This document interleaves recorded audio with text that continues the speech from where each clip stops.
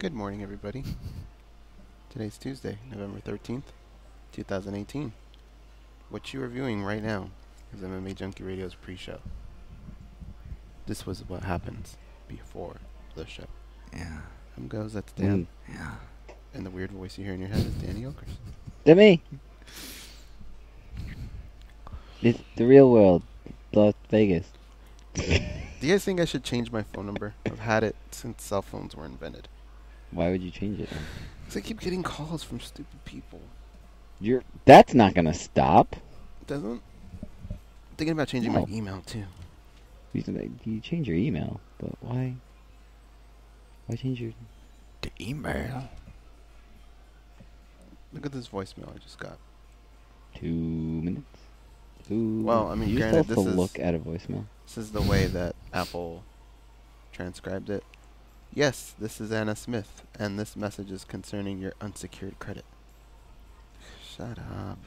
Those are never going to go away. Now, sure? if you're trying to avoid people that have your number, then that's one thing. But those kind of calls are always going to come through. Why do you have a wacky voice today, Danny? You're like Don Nazi. I don't know what you're talking about at all. This is my normal voice. It's Don Knotts? Oh, I thought you said not. Okay, I was like, yeah, Don Knotts. I get it. By the way, Don Knotts the actor, not Nazi. No. Just to clarify. Yeah. Goes is not accusing our producer of. I'm very confused now. Yeah, I know. I just confused I was confused with the Don Knotts comment, and I'm even more confused. Golly! Now I'm going to have that stuck in my head. How could he walk around with no gun and be a cop? Dude, that Adam's ample, like, I think he had a couple rounds loading in that thing, chambered at all times, right? I don't know. Who are we I talking look about? like Rambo was a cop. Hey. The Griffith show.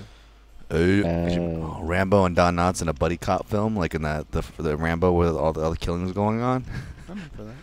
All right, it's time to make Coming him up at pay. 30. Golly, John Rambo, you're gonna have to tone it down. Just wait till the end of the movie. When the general, I'm not gonna get into that scene. Discuss it way too much. And on that note, we're coming up in 10. Stand by.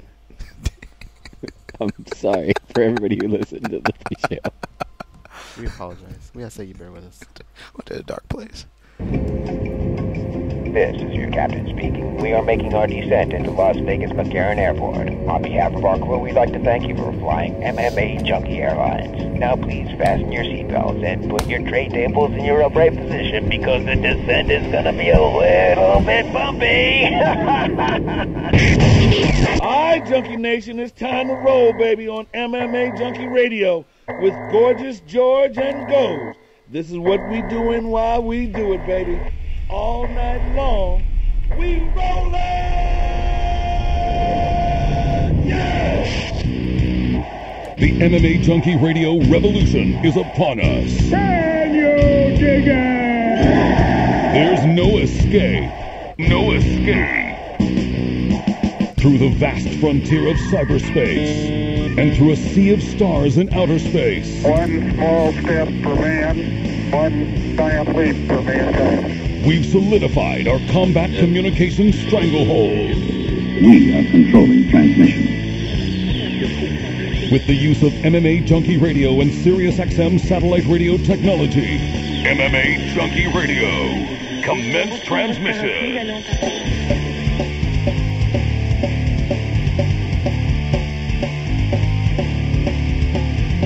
Live from MMA Junkie Radio HQ in the fight capital of the world, Las Vegas, Nevada. Here are your hosts, Gorgeous George and Goes. What's up, Junkie Nation? Today is Tuesday, November 13th. We're live in Sin City as always. I'm George. To my left, that's Dan. To my right, that's Goes. And back east, producing Danny Otto. What's up, fellas? What Morning. Much. Happy Tuesday. Nah. No? Nah. All right. I hate Tuesdays. Yeah, they're not that great. There's nothing really. Mondays are better. At least there's too stuff much to talk about. Too much about them. Monday sets the tone. Yeah. But much respect. We still have two guests to talk to, and Junkie Nation, as always, you guys get to participate in this show. Call in 866-522-2846. Give us your thoughts on this past weekend's action. Bibiano Fernandez lost his bantamweight title over at 1 this past Friday. On Saturday, Cowboy Cerrone broke the record for most wins and most finishes in the UFC as he defeated Mike Perry, getting the upper hand there in that little saga there with Winklejohn and Perry and Cerrone. And aside from that, he got a bonus. Yair Rodriguez and the Korean Zombie, they had an epic fight. Yair Rodriguez doubled up on the bonuses. So lots to talk about there, and of course we can always just look forward as well to Saturday night, Buenos Aires, Argentina. We have UFC Fight Night 140 with Santiago Ponzinibbio against Neil Magny as your main event. Ricardo Lamas will be fighting Darren Elkins in the co-main event. By the way, Copa Libertadores goes, it's 2-2 between Boca Juniors and River Plate. Right now would have been an incredible stretch to be in Argentina for 2 weeks. Those two games, which is the equivalent of Champions League in Europe, and I think as of next year, they won't have a home and away. It's just going to be one game in the final, like Champions League. Oh, okay. So it was 2-2 like at that? La Bombonera. I don't like that. What, one game? Yeah, I like it. Or I like two. I like the drama it brings sometimes. Yeah, one extra game's never a bad thing. But the Super Bowl gets it done in one. The World Cup Finals done in one. So, you know, there's some that work out nice that way and others don't. Wow, Le'Veon Bell still has not reported to the Steelers. He's going to give up a whole year of service. Yeah, man. Jeez. And James Conner, his backup, is in concussion protocol. See, that guy's been doing so good that they haven't needed Bell. I mean, you can always use Bell, but still. Anyway, that's football, and Steelers ain't my team, nor Goz's, nor Dan's, nor Danny's. In fact, I don't think Danny has a team, and I think Dan is only a Redskin fan because he's got $2 extra in his pocket. That's Danny right. is Redskins a all the 49er way. fan, isn't he? Yeah, that's I right. told That's you right. my Did team. you already. holler at that kid? Yeah, send him a message before the show or before. Did he the game. holler back? No. Okay. But yeah, you're just a normal Joe Schmo. I thought you were becoming his homie. They lost, too. The 49ers lost to the Giants. Both teams are awful, but I just did not want to lose to another awful team. At home, too. Especially you had after we momentum. had just beaten an awful team in Oakland with a quarterback who was looking pretty good. He actually didn't look this bad, that bad in this game either, but whatever. What are you going to do? Don't forget Bellator. Bellator that this coming up? Friday. Yeah, this Friday. I mean, technically, You have they air it Patricio- Friday, right? But Patricio Freire versus Emmanuel Sanchez. That's a Paramount and DAZN coupling there. You also have Phil Davis in action on that night. He'll be fighting, what is it, Victor Nemkov. Hopefully I said it right. Is it that guy's? Vladimir Nemkov? Vadim Nemkov, Yep. yeah. So they'll be getting down in the co-main event. But anyway, going back to Argentina, they have a music festival with, I think, New Order and Metallica. On They the have- same bill? No, during this 2-week run in okay. Argentina. That's what I was saying. If you could be there for 2 weeks, you'd catch those two games, the UFC, and then that music festival. What if you got a call right now? It said, "Don't worry about work, and here's $500, but you got to leave right now." Actually, here's $1,000. I only get $500. That's it. Yeah, $1,000. Sorry, $1,000. The $1,000 you covers gotta the leave flight, Right now. so now I got to cover my expenses. Don't worry about work. But yeah, so I have to get tickets to. I can put in a credential for the UFC. You're good there. So the game would probably cost me $200, and the only problem is the second leg is at Oh, don't get greedy, George. You is want at to the go both? is at the River Plate Stadium, and I want to go back to La Bombonera. That was something else, man. But either way, I'd probably do Concert? it. You do it? You just I'd walk out probably right do now it. and go get on a plane? Yeah. Also, I got to buy clothes there and everything. Yeah. Fuck. No, I couldn't do it. I couldn't do it. No. It was tempting. It was a good offer, but Yeah. yeah, maybe if I left tomorrow and I had a chance to pack. But would you? I think so. Yeah. Yeah, that does sound like a lot of fun. Because I'm not a big travel I'm missing by yourself Thanksgiving, guy, and oh, that's right, huh? yeah, so the Saturday is the event, but then the following week, the next it's the following Sunday is that I can't believe how this sneaks the up second on leg. us, dude. This year's almost over. Yeah. Thanksgiving is a week from this Thursday. Dan, can I ask? You don't like Thanksgiving, right? That's not one of your favorite. Yeah. I mean, You like Christmas? Christmas is cool. Yeah. You know, Is so there is one that you Hanukkah. hate? Shouts to my Jewish brothers and sisters. What's up? Happy Kwanzaa. You're part Jewish? No, I just I got love. I got love for the Jews. You got that off? Huh? Yeah. How does it feel? I mean, okay. It wasn't like a movie though. I mean, I can't use it still. I gotta have it taped and do therapy in 2 weeks, and yeah. So I'm still kind of in the same boat, but it just feels freer. You know, it's breathing. The atrophy and the cast makes it look like a stone person's hand a little bit. Smell really bad? No, the smell wasn't a thing, but I did. It is kind of shrunken a little bit. You can't really tell, I guess, too much in comparison. But yeah, it was shrunken a little bit, even though it was only 4 weeks. Wow. So it was a minimal sentence, but when do you think you'll be 100% with that hand? man, I'm hoping like 4 weeks. I mean, if I can't start therapy through 2, and then 2 weeks, I'm guessing it shouldn't be anything too serious. I mean, it's already going to get a lot of action and exercise just through the keystrokes in our lovely 11 fight card and 10-week stretch or whatever it is, just for the UFC, not including Bellator, which has its own double card weekends ahead. So we have the in UFC the same in stretch. Buenos Aires, and then the following week they're in China. Is it Shanghai or Beijing? Does anybody know the exact city? I think it should be Beijing. Beijing. Then after that we have the tough finale here. Actually, the tough finale and China are the same weekend, right? Beijing, yeah.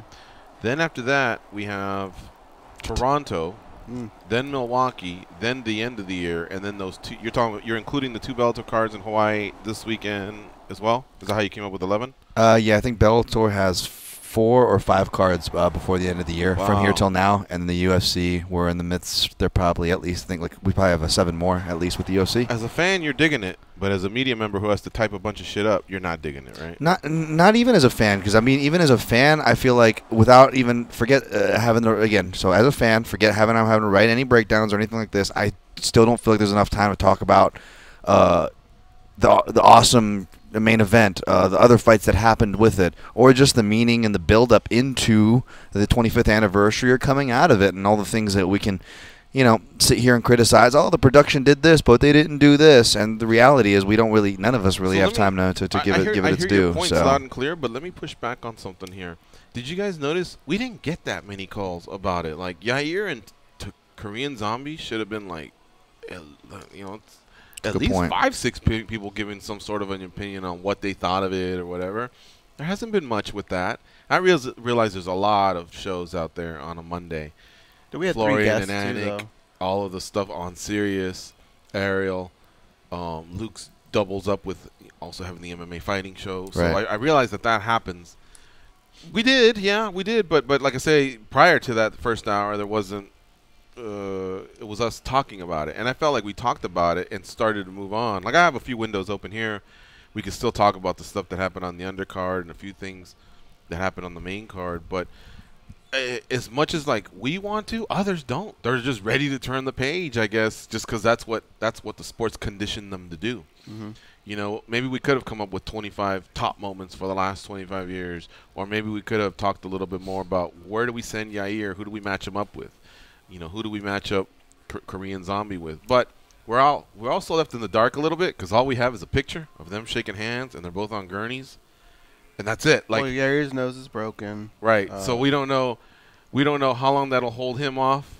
If he's just gonna recover or have some sort of a surgery. And then does he want time off? Did that $100,000 help out a little bit along with his paycheck? Maybe he doesn't want to fight till July. And if that's the case, then we're wasting our time matching him up against Zabit. Zabit's like, hey, no one called me out. I'm ready to fight. Mm-hmm. You see what I'm saying? So without knowing some of that stuff, sometimes it is easy to go, all right, well, chale then. So what you got with Santiago Ponzinibbio and Neil Magny? You know what I mean? Well, so I hear what you guys are saying, but I also understand how the sports conditioned us the last few. But aren't we years. But you kind of said it yourself. I think we're actually talking about the same thing. In fact, you said the sport is conditioning us. You just said it yourself. Let's rewind that, and that's kind of what I'm saying is that the sport, the schedule of the sport. I didn't just focus on the UFC. I threw Bellator in the schedule there too. Oh, sure. Is conditioning us to where.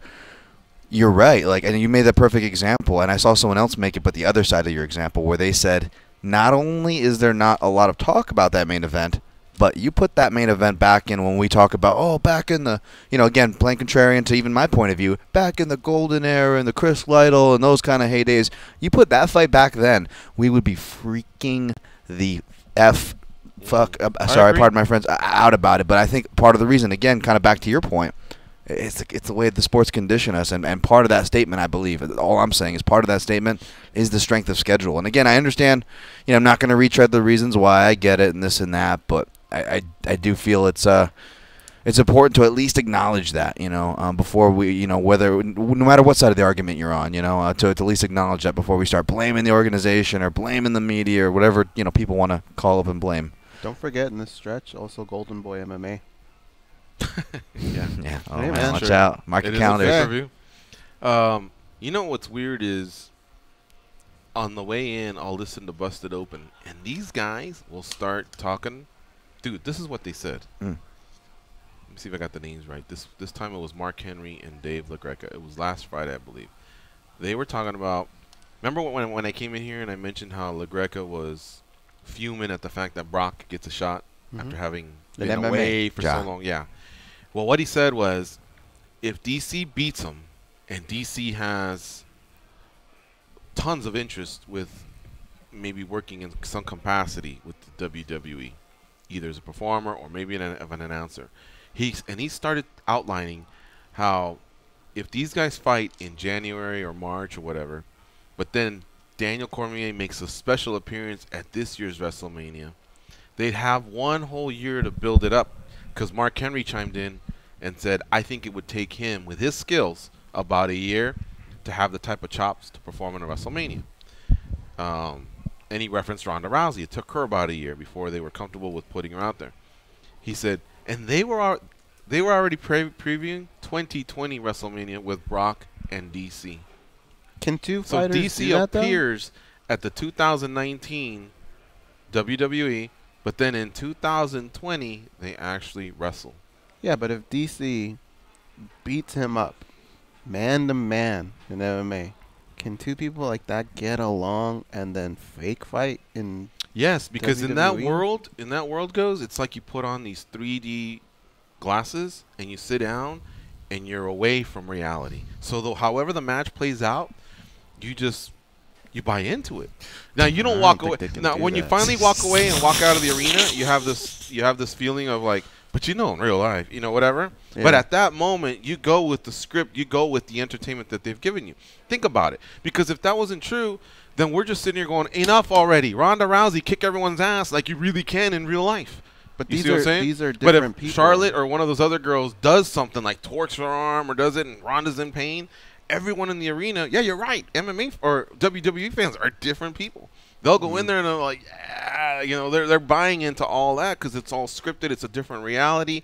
They go with the entertainment. They're not dumb enough to think that that's not the truth, but that's what they follow. But and so they can buy into something like that. I Plus, agree with you. There are different muscles and techniques and performance, anxiety or whatever. There are different things that you have to do in a professional wrestling match, But make no mistake, if they were to just start shoving each other and go at it for real, yeah, well, then of course we like Cormier's chances. But yeah, they can pull that off. I agree with you for the most part. But in this instance, you have two individuals that will be former MMA champions, UFC champions. Right. And now they're wrestling at the highest level. They're multi-millionaires. They're not just kind of poking their head through the millionaire door. They got a lot of money. And those are two big egos. So on Daniel Cormier's side, let's just say, you got to convince him, hey man, you're going to lose to a guy who you beat up in real life. He would do it. And he's going to say, I'm the baddest man on the planet. Why would I want Because otherwise that part you of don't my perform in image? WWE, and he wants to perform in WWE. No, but the fact he that knows they all that want to do he it, could probably push back and say, I'm the baddest man on the planet, right? I'm not doing that shit. Why would I pretend to do that? Make me the winner of the fight. And then Brock Lesnar's going to say, you want me to get my ass kicked in real life and in pro wrestling? I ain't trying to do that, Jack. I don't know that they can corral two egos like that. They did it with Ronda. She hasn't gone in there and won everything. They did it with Shamrock. Shamrock was the world's most dangerous man. He was coming off Ronda the 90s. didn't do it against like Misha in pro wrestling. No, It's she would different. have to do it against the top women in wrestling. Yeah, who but they I didn't realized fight in real life. didn't come over. That's But what I'm saying. well, if he doesn't want to do it, then I mean, That's what I'm saying. I think that would be hard to get two egos like that to do. I don't know, because Daniel's so secure in himself. I mean, this guy's an Olympian, an All-American, the baddest man on the planet, 2 belts. If he has to lay down and get pinned by Brock Lesnar, I'm pretty sure he'd get over it. He's got the mental capacity. I'm going to ask him right now. Do it, I guess. I mean, we'll see what he says, but I'll tell you this much. If he doesn't do it, he's not performing. You think Vince is going to accept that? You have to go with what Vince says. You don't have to have a winner in a match. Hmm? You don't have to get somebody pinned in a match. I suppose not, but I think the general consensus will be, well, who won, even if there's a schmoz. You know what a schmoz is, Dan? Now it's a schmoz. A schmoz is when guy two with guys the are fighting, and then purposely somebody runs in to interrupt their fight so that there's a disqualification. I think I got that right. You know, it's funny. I was just about to throw a schmoz hypothetical your way.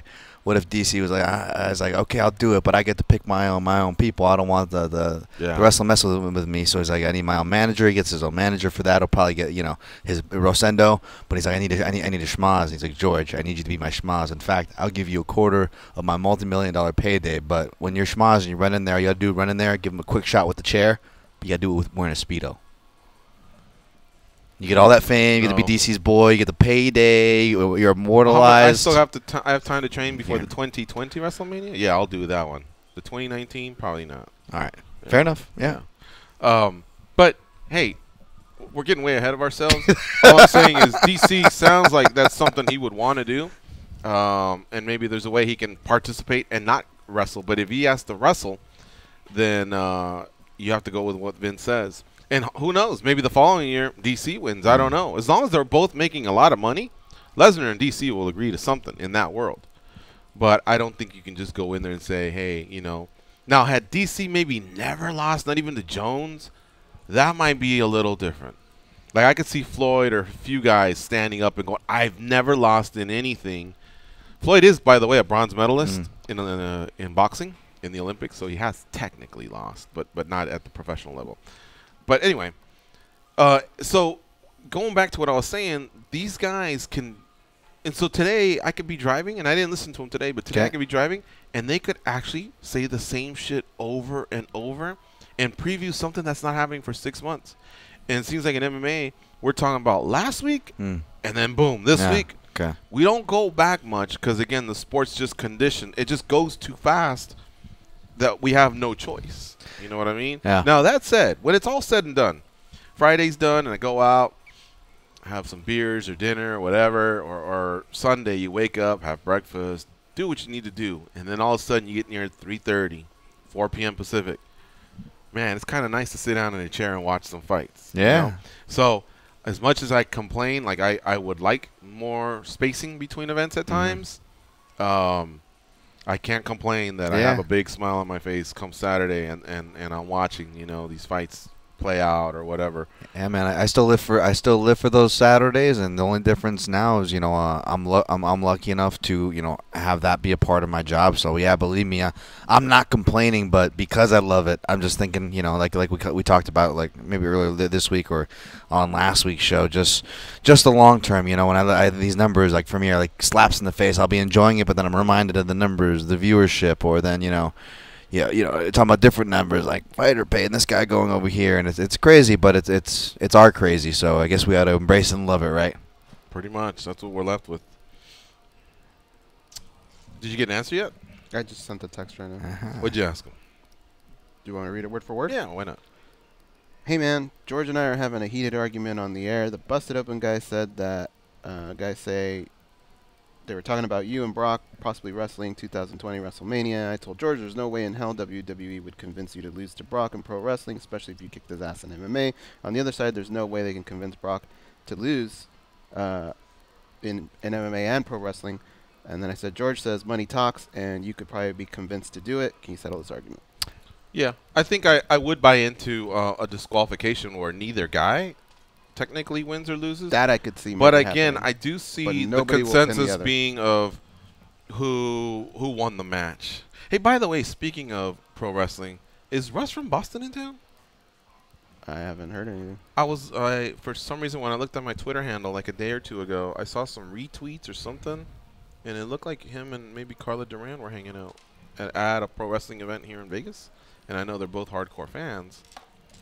It was a smaller organization. Yeah. Yeah. You cool with Russ?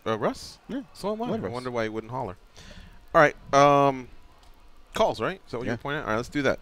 We'll start off with who's been waiting the longest. Looks like Hal in Chicago was first. What's up, Hal? How you doing? Hey, guys. Perfect segue into my call because I don't think people are talking enough about this Cerrone-Perry fight, man. What we saw. Woo! What we saw that night. Oh, my God. If you're stun gun any hardcore turned casual fan who missed this, man. Because let me tell you something. Let me tell you something, brother. What happened that night was iconic, and the fact that it happened in Denver on the 25th anniversary of the UFC, it made it even better. You had in one corner the Cowboy, who had been cast off as washed up. You know, he was done. He's a bum now. This and that. He's going to get knocked out by this troll. And Cerrone, to me, represented what us hardcore fans loved about this sport, what made us fall in love with the sport, which was genuine guys, real guys who came in there, worked hard, practiced hybrid martial arts at the highest level, a guy who came up through the WEC, et cetera, and treated us to many awesome fights. And in the other corner was the contemporary troll era, the contemporary skip the line with cheap gimmicks era, the fucking Instagram era, all this cheap bullshit that people cling onto, the clickbait. That's what Mike Perry was. You know what I mean? This douchebag, meathead, is over here getting all this attention, and Cerrone gets passed over for a guy like that with Winklejohn, the Puppy Mill, what we see now, the Costco's, the Starbucks, all the fake shit, man. And here comes Donald. Woo! And he did it, man. Armbar, old school style. Let's go to the ground. I'll fight off my back, and he breaks it. And by the way, have you been hired by Cerrone to be his manager? His hype man? Yeah. That's good stuff. It's like the mouth of the South over here. You know, huh? one of the things was just Perry taking him to the ground caught me off guard a little bit. I would have thought that's just where he least wanted to be. Perry has, I guess, surged a little bit in his popularity because he is so edgy and controversial or whatever. Mm-hmm. But I've noticed his skills have definitely improved, especially in that Felder fight. You know, he throws some vicious elbows. He's got power in his hand. He's just a bizarre individual, but a lot of people gravitate to that. Was Cerrone being casted, I guess, as somebody on his way out? Maybe by some. Maybe even by himself. I think people were saying he's never going to be a champion, but he's still a pretty damn good welterweight / lightweight. But I think everybody was like, I think the title runs are over. Now with this fight, he says he's going down to 55, and at this moment, I would say I don't think he can beat Khabib. But if somebody else can beat Khabib, then I'd have to, you know, contemplate whether Cerrone could beat that guy. I don't know. It sounds like Tony might be next. Can Cerrone beat him? I don't know. But who will be champion when he's there? That's the question. Technically, Alvarez was champion after losing to Cerrone. So it's not like Cerrone has never had the type of skills to beat a world champion is what I'm trying to say. Right. It was definitely a nice win for him, and it was pretty touching to see for him to share how much he was moved by the picture of his kid and the presence of his kid, and then, of course, his grandmother. So that was pretty cool. I mean, that's the other thing. Maybe I'm self-identifying a little too much here, but Cerrone's a guy who we've watched, quote-unquote, grow up. You know what I mean? And here he is now, a father. I think a lot of us, when we first started watching MMA, I mean, it's been a long time, so we're different people as well. And like I said, it was just, to me, it was like he walked into Denver not only with his family and Denver on his shoulders, but all old-school MMA fans, and it was just an awesome thing to watch. And then to see that main event, wow, incredible. A Mexican guy, I mean, we don't see Mexican guys in MMA back in the day. We do now, and he's cracking guys with elbows, and got a Korean in there who hasn't fought since the Korean War. I mean, it was amazing. You know what I mean? Yeah. So, just wanted to say that. All right. Thank you very much, Hal, for calling in. Good stuff, man. Let's go one more. Marco in Waco, Texas. What's up, Marco? Marco from Waco, ¿qué pasa, vatos? ¿Qué pasa? What's up? For the record, I did call yesterday, but you guys kept me waiting so long. I say, enough! Hey, so, you know that to kill a zombie, you need to shoot them in the head? But to kill a Korean zombie, you gotta hit them with an elbow at 4 minutes 59 seconds to the 5th round, dude. That fight was so cool. It's so amazing. I was a little bit bummed that people were shitting on them, Sky Fighter and all that crap. But those two dudes were like beating the shit out of each other for 5 rounds straight. Don't give them shit for just saying, cool, high fight, and then let's finish this with a bang. Love that fight, dude. I always want to be a fan of the zombie, and Jair Rodriguez is on my list now of the guys, you know. Yeah, ton of respect for both, man. One thing about the Cormier, you're talking about, WWE and all that stuff. I mean, cool if he does that, but isn't he hinting of the fact that maybe he might be the replacement of Michael Strahan on the Kelly Ripa show? That is like the rumor mill that Ryan Seacrest is leaving, and maybe Daniel Cormier is going to slide in into Where that. have you heard that? I thought that started here. Well, yeah, Dan mentioned it, but DC shut it down so fast that... you thought he shut it down? I thought he kind of left the door open for it. Well, what he shut down was, I think, his hypothetical. Mm-hmm. I forget how it went word for word, but he basically said, he goes, do not put that out. He shut down the Al Roker with skeletons in his closet. I added on a little bit of fun on right. there, but other than that, he didn't commit to it, and he's giggled to so many things on our show before that you just never know what's right and what's wrong. He's very, very charismatic, educated, and probably on many topics that he probably could pull something like that off, but I don't know. I still see that as a long shot. I still think WWE and continuing to work for the UFC is what his passion will be. Whatever he does, make all the millions you can make, because he earned every single cent of it. Peace out, guys. Talk to you tomorrow. See you, bud. All right, Devonte Smith is one of our first 2 guests. He'll be joining us in just a couple minutes. Pam Sorenson will join us in the second hour. It's MMA Junkie Radio on Fight Nation, Channel 93. Stay close. We'll be right back.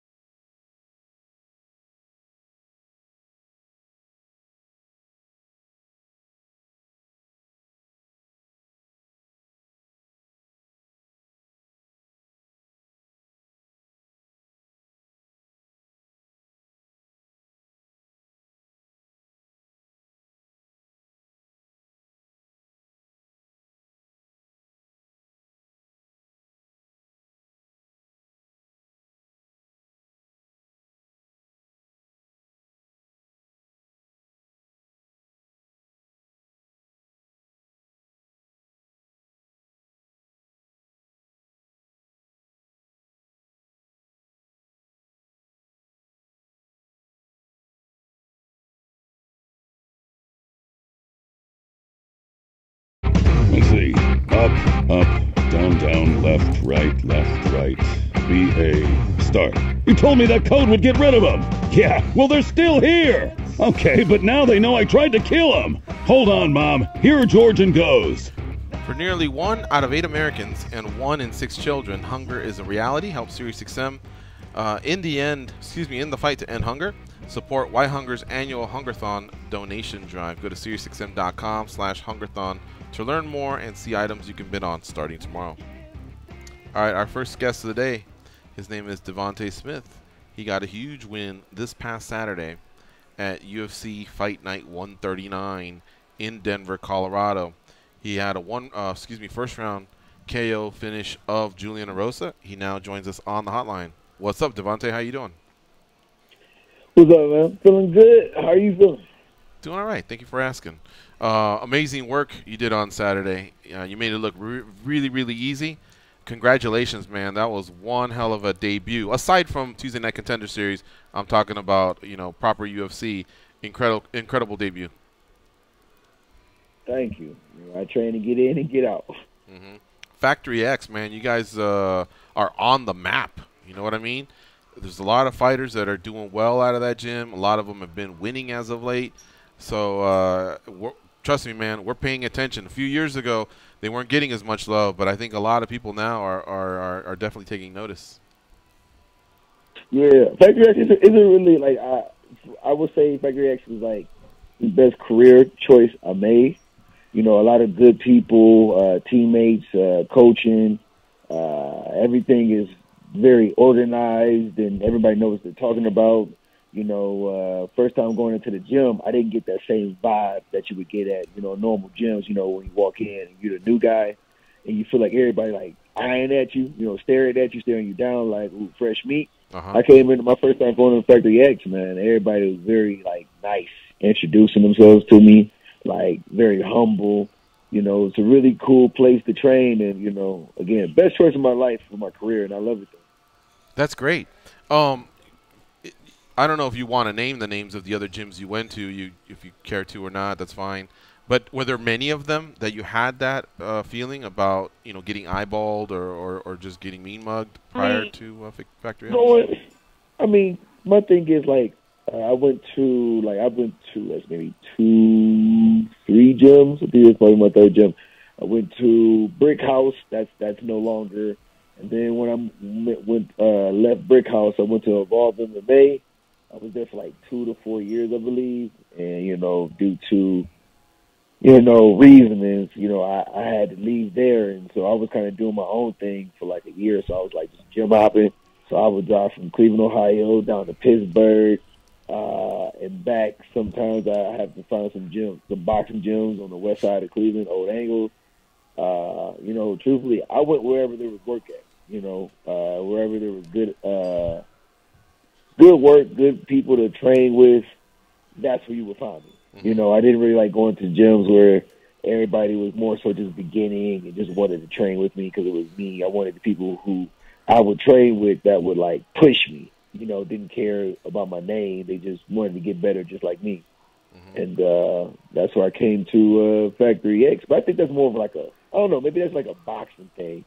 Where you get that look of ooh, fresh meat. They want to go against you because, boxing to me is a little bit more aggressive at times. So how long you been with Factory X now? Since we'll say, I don't even know, June. Mm-hmm. Yeah, since last June. Mm-hmm. Pretty good, you can say that since last June. And now it feels like not that long, couple of months.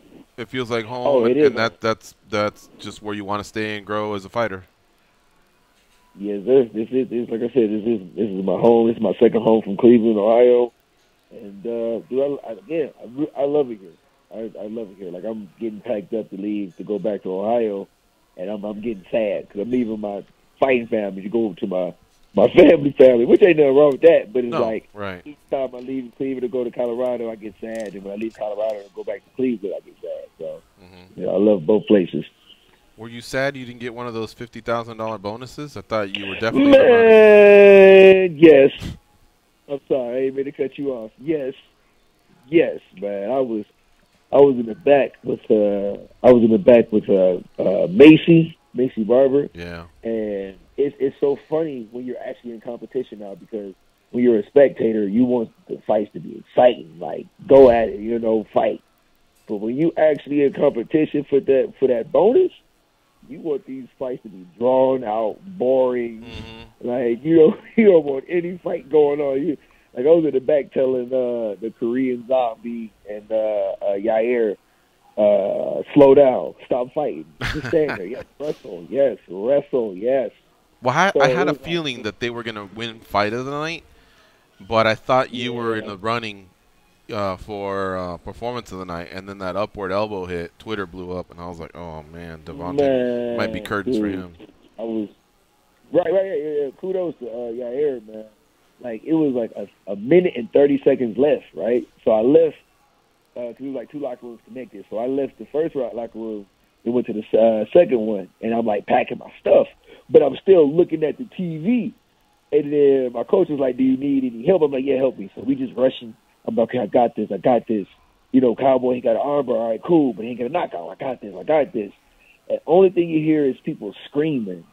And then I look at the TV, and it's not that Zombie was knocked out.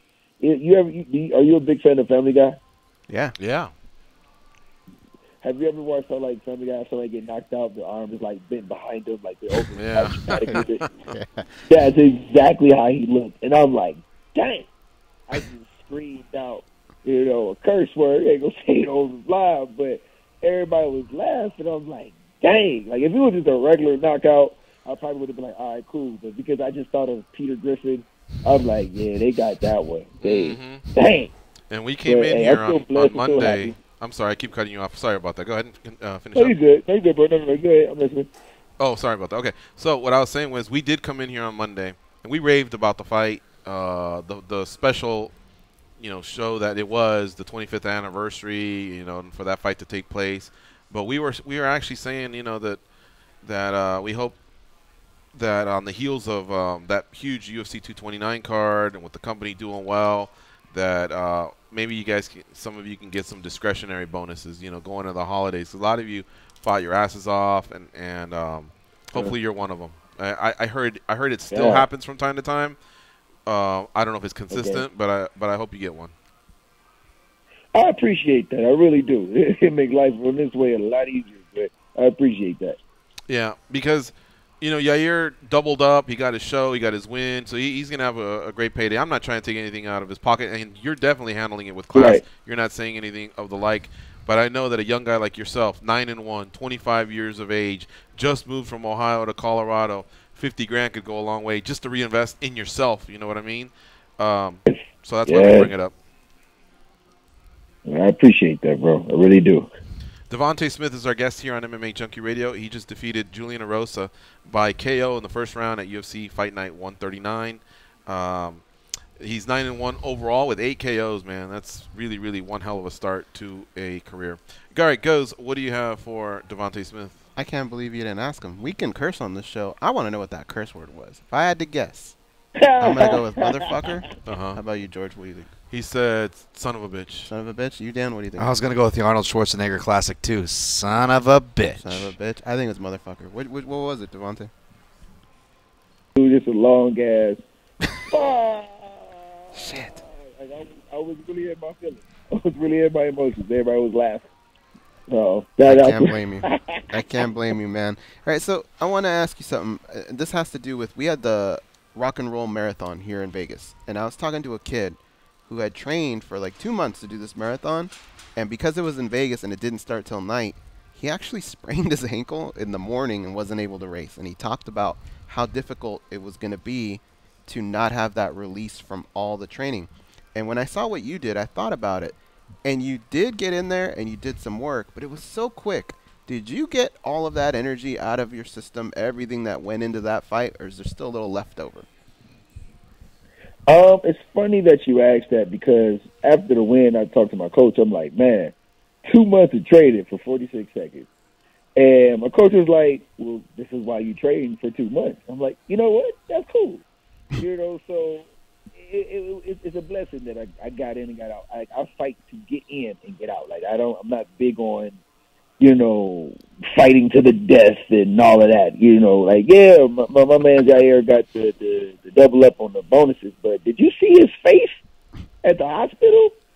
Did you see how he looked? And his feet were jacked up too. That is, man, that's not fun to me. You know, I'm all about longevity and taking care of my body and health, you know, because when I'm healthy, I can keep going, you know. So me going in there 46 seconds, all right, cool. I mean, I can jump back on, get another fight. I'm in shape still, and I'm ready. So I get what you're saying, but I'm good. You know, when I got that paycheck, that helped me out. You know, like, oh, okay, 46 seconds for this. That's good. I'm cool. So, what about going forward from here? I'm trying to figure out how the matchmakers will approach what they're gonna do with you next. And the one thing that I can't figure out is you're on a 5-fight win streak. One of those was in Contenders, and one of them was on a big show. How do you think they look at it? Do they look at it more like you're on a 2-fight win streak, a 5-fight win streak? Like, does what you did before the UFC carry over and give you a little momentum, or is this just a different beast? I think it's both. I mean, you can't ignore what I've done in the past. You know, even before the Contender Series, I fought a UFC vet. You know, Justin Edwards, and everybody was betting against me, and I put him out in the first round in 90 seconds. You know, and before that, even though this guy is not known, but I went to a different state to fight their number one guy for 2 belts, and I knocked him out. He's never been knocked out or anything. He had a better record than I did. I put him out in the 4th round. So when you look at my resume, I'm doing nothing but putting people to sleep, and it's not like I'm rushing to get the knockout. Like, this is all technique.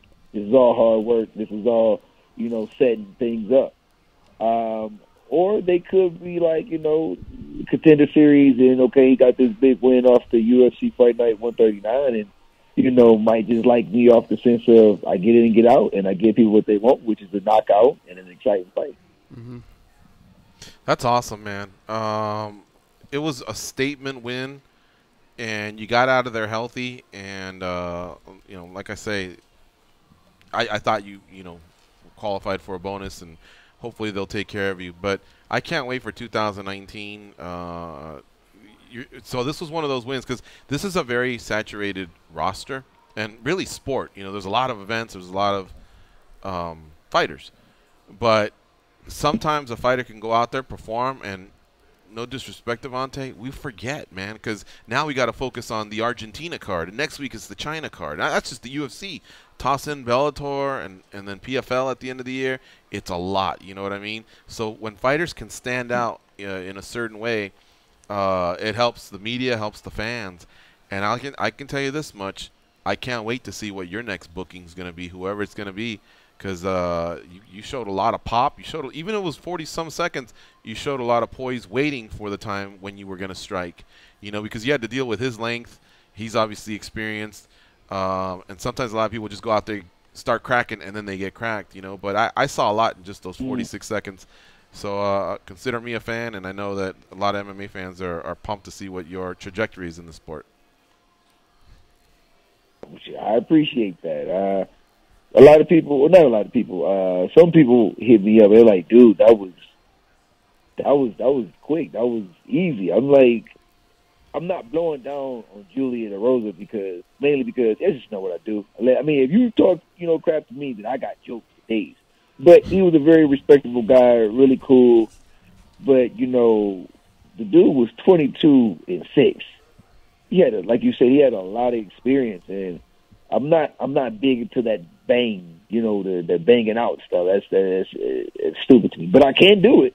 Best believe I can do it. I can get down, but the goal is to hit and not get hit. And, you know, I ain't gonna say I waited, but I waited for my opportunity. I set up the shots, and once I noticed a couple of things about him, I knew I could, well, even before I knew I could win, but actually in the fight, you know, there were some things I noticed about him, and from my experience from sparring and, you know, being here at Factory X, I knew, you know, I had it in the bag. You know, once I caught him with that straight right hand and he dropped, and I heard everybody screaming, which was like amazing. I always wanted. I've dreamed of like days, like nights like that, just hearing the crowd scream. You know, because I'm used to the local, you know, stage where you know it's loud, but it's only maybe 50, 60 people. But to see that it was that many people there screaming like that, man, that just got me hyped. And I really, the all-around experience was just amazing. Like, I can't wait to do it again. I can't wait to show, not even show, no more, we'll say show, because I really have nothing to prove to anybody. But I can't wait to put my city, Cleveland, Ohio, on the map. You know, I'm going to bring that belt back. I'm going to keep bringing wins back to my city. And, you know, I'm going to bring the belt back also and keep bringing wins to my new home, Denver, Colorado, you know. So, again, all around, man, it's a great experience, and I can't wait to do it again. Right on, brother. Well, I hope you have a nice holiday season. Thanksgiving, Christmas coming up, and then in 2019, I'm sure you'll have a fight booking. We'd love to have you back on the show. Most definitely. I appreciate you guys having me on. Also, if you find yourself in Las Vegas, please let us know. We'd love to have you here in studio. We do that with a lot of the fighters, so keep that in mind. If you head out for the week, maybe to UFC PI or to corner somebody, I think you'd like it, and it'd be great to even get to know you more and find out more about your background. But in the meantime, again, congrats on this win, and thanks for the time you gave us today. Okay, most definitely. I'll talk about people, and once I'm in Vegas, I'll let y'all know. All right, awesome, Devonte. Take care. Thank you. You have a good one. You too. That is Devonte Smith. Huge win for him. Statement win. He's right. Erosa's got a lot of. He's got the 22 wins. So that wasn't like some beginner that he beat out there. I've seen Erosa train a lot at Extreme Couture, and he gives a lot of hard rounds to a lot of fighters. So I was like, whoa. Looks like Cameron from Ferris Bueller's Day Off. He definitely had a really nice win. All right, we got to take a break here. It's MMA Junkie Radio on Fight Nation Channel 93. Stay close, and we'll be right back.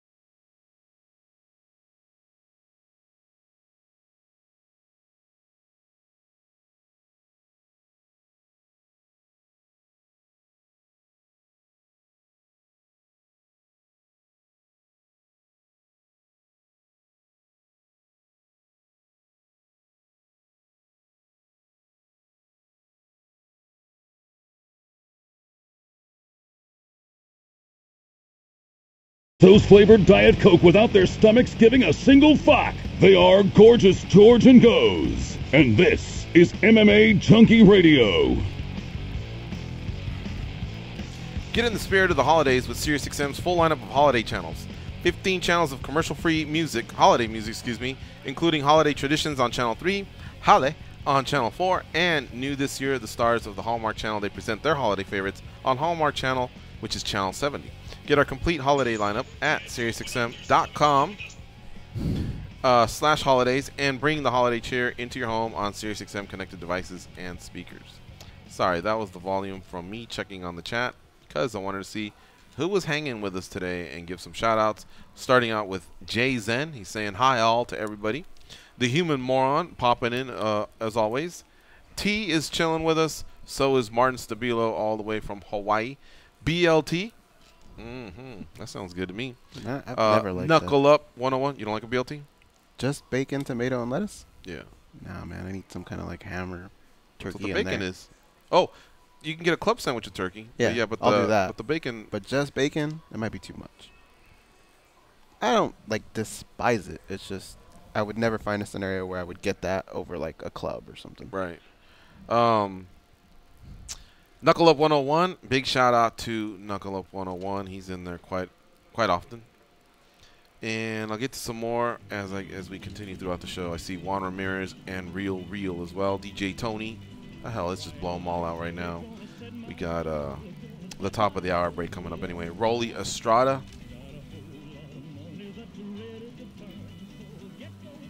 Mr. Bondi. Mr. Bonzi. Oh. Bonsai, maybe. I don't know. Bonsai? You guys don't make it easy on me, that's for sure. Yeah. All right. There you go. That's enough for right now. Hey. All right, folks. This is the quick one. This is it's a 60-second top of the hour break, so we'll be back in 1 minute.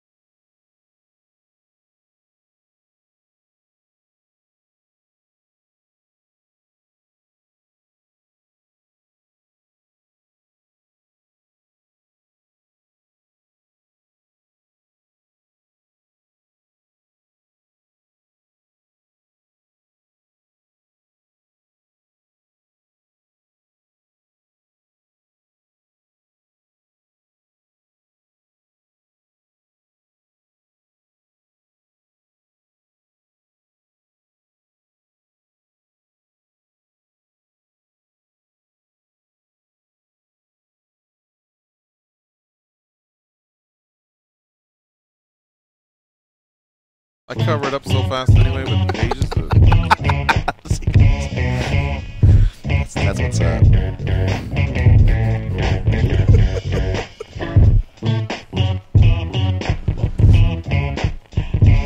Here we go. It's the second hour of the MMA Junkie Radio Show. We turned in the rankings for today. Yair Rodriguez, I think, is going to get a little bit of movement. Not as much as he could have. Well, I take that back. I should wait and see what the guys responded. I only saw the first couple lines, and it sounded like they liked what I turned in. But like I mentioned to him, if he doesn't do this, and I'm doing the upward elbow motion, he loses the fight. Mm-hmm. Now, Yair, I think, is now 6-1 in the UFC, and the problem is he's been gone for like 18 months, and some of those wins, I think there's a Feely win in there, but a few of those wins, those guys just aren't making the noise they once were. And because he was gone, and then he also faced a guy who's not ranked, I just couldn't justify like a bigger move. Even though he's got what I want, which is you want a good record, you want wins over tough fighters, you want win streaks, and he seems to be hitting a few of those check marks. But either way, it's good to have him back in there. I think a lot of people were questioning, is this guy kind of soft after Edgar just abused him? But it he is came Edgar, back and right? he is tough. Yeah, and even if he lost to the Zombie, it's kind of is the Zombie. Like, those are two good fighters. But Edgar really made him look bad. Right. I think that's where maybe people were feeling like, all right, maybe this guy isn't ready yet. With the Zombie, at least it was a competitive fight. He would have lost. I still would have been able to stomach it. I got an answer from the champ. What do you say? Champ says not losing. Not losing. Okay. So I guess a disqualification maybe. He won't get pinned is what he's saying. He just said not losing. Not losing. You tell him that George will be his schmooze, but only if he gets the schmoz, but only if he gets to wear the Speedo. Yeah, he did that too. Extra money, though. Champ's got to pay. Let's see here. Wow. Okay. Here's the title. You asked about De La Hoya and Liddell. It's coming up on November 24th, which I think is the day after Thanksgiving. Do I got that right? Duh. The 20th is... No, it's Saturday. It's a Saturday. De La Hoya says ticket sales are strong. Guess what they're at right now? I'd say maybe they've sold half. 70% he's claiming. Nah. And LA, well, I guess he could easily be fact-checked. You know, like if you look on some of those websites, the ticket websites, they'll tell you.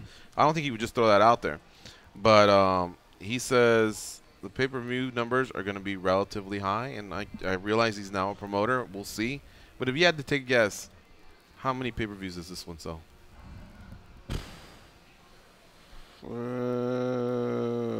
Somewhere in the 200 maybe. Really? Yeah. So more than some of the poor UFCs. Yeah. Well, still, that's a great night for them. Chuck and Tito. I think that's a great night for them. Yeah, I don't think they would complain with 200,000 at all on their debut card. What's the date on that event? November 24th. I think they'll be closer to 100 because I have to respect what both guys have done and the power of their names. But I don't know if they're gonna do something crazy before that fight starts, a shove or something. Yeah. 150. We got to start placing like fun bets. 152 amongst each other. No. Well, we have to pick one because I said 150 to 2. So I guess if I have to pick one, then 170. Okay. I heard you say 2 though. 200,000. 150 to 200. All right. Somewhere so in that 175. range. We'll give you the half. Okay. 150. I'll go 155. And narrow that. Narrow all right, that. I'll get go, a little closer. I'll go and goes number there. 125. 125. Yeah. Yeah. 125. All right. And I wrote down some the other day. I forget. I wrote down my notes and what it was in reference to. How do I got it here? Andrew Simon got served up last time. You gotta make sure those numbers are on point. Yeah, he was way off. He knew it too. He knew it was coming. He said like 7. Oh, here it is. Our UFC 230 pay-per-view predictions. GG, me, 375. Goes 300. Dan, 500K. We said that 2 weeks ago. Okay. Let me Google that right now. Dun dun dun. UFC 230 pay-per-views. Because I don't follow Meltzer that close. Oh, here we go. I'm just going to go with the first one. That way no one can say he's showing any favoritism. This is according to Bloody Elbow. But let me read the article. Oh, and they reference MMA Fighting's Dave Meltzer. So perfect. Because they're the SBN family, you know. Dave Meltzer reported over the weekend that UFC 230 drew an estimated 250,000 buys. So that news actually just came out yesterday. So at 250,000 buys, that sounds like none of us got it right. Nope. And the closest was... Where did I put that? Oh, here it is. The closest was Goes. He had 300K. I had 375, and Dan had 500. 250. Yeah, see, them guys doing that in New York, I just don't see Chuck Liddell and Tito Ortiz getting 50,000 less. But maybe I'm wrong. By the way, speaking of that card, 70% of the thing full is pretty impressive, actually. Yeah, I don't. But all right. Remember Weston Wilson? Yeah. His dad was a DEA agent. He's a fighter, right? Oh. Yeah. A fighter? Yeah, we had him on the show. I remember we had a caller named Weston from Fort. No, this is a fighter, and his dad was a DEA agent, remember? And he was kind of telling. Yeah. He's going to be on the show on Thursday. He's on that card. Okay. Who's the fighter? Who's the fighter with the awesome grandpa that talks shit to everybody at the weigh-ins? Who is that guy? That guy's. I want to meet that guy. Not grandpa, but his dad. It's an older gentleman, Lance right? Palmer's dad's pretty funny. Okay, that's he's on the all-dad team. I know there's an amateur cat that we interviewed. Maybe it was late last year, I want to say, but who was the one that Robert Whitaker's official with Kelvin Gastelum, by the way. We kind of knew it. We had heard it, but I guess it's now official. Like, hey, go buy your tickets. That just come through the pipe kind of a thing? Yeah, I was clicking some of the more recent stories. Okay. And I didn't see that. I didn't catch that. All right. Yeah, this is going to take place in it's UFC 234, and it's going to take place in Australia, in Melbourne, Australia, at the Rod Laver Arena. Now, when they went to Melbourne last time, I believe, is when Rousey fought home in a stadium. So they're not going back to a stadium. They're going to an arena. But that's a city that really, really comes strong to support sports. Michael Chavello's from Melbourne. And it is a pay-per-view, and it's on February 9th, Saturday in North America. But the fights will take place on Sunday, February 10th in Melbourne. If the UFC were still naming their cards, guys, would it be a bridge too far if they did a Thunderdome reference on one of these? You know, like Return to Thunderdome on one of these Australian cards, or would they'd be offended? Yeah, there we go. I'd like to see them go back to that. I mean, it sounds so dry sometimes, just UFC 234 when they have themes. But I think what happened was they just started running out of them. You know, Unstoppable. Yeah. KO, Bad Blood, whatever. Rivalries. Right. So Vendetta. I think they just said, man, let's Who just has call the it whatever vendetta? we're calling it. As far as the rest of the fight card, I have not seen any other fight bookings, but I would love to see Israel Adesanya versus Jacare on that fight card. That way we have insurance and we have the guys on the same timeline. What a matchup. Goes, I think, is more on the side of just pick one to be the next guy for the winner of Whitaker and Gastelum. Mm-hmm. And that's fine, too, but Whitaker's been injured a lot. So I don't know that a lot of people want to just wait on him. But we'll see. We'll see how it plays out. We don't want to jinx this or whatever, for those of you that believe in jinxes. Just a second. Curtis Blades believes Francis Ngannou in a dark, dark place ahead of the UFC rematch that they're going to have. So Blades, I believe, only has the one loss, and it was to Francis Ngannou. That's right. He's 10-1 overall, 5-1 in the UFC. But now he gets a chance to rematch, and they're headlining out there, like Goz said earlier on, Beijing, China. Okay. I don't know exactly what he means. I'm trying to scroll through here. I do. Did you read this article? Well, I mean, when you think about it, the darkest place a fighter can ever get is when they're questioning themselves. Yeah. And he mentioned just how much he questioned himself after the Stipe loss. Yeah. I mean, I think he's in a dark place, too. I'll tell you this, the darkest McDonald's I've ever been to is in Beijing, China. I ordered chicken McNuggets, but I do not know what I ate. I do not know what I ate. See, when I hear dark, I just feel like somebody who's going through a lot of emotions outside of fighting. But I know he's in a tough spot. I know his back's to the wall. You know, I'm using all these other phrases that we're familiar with.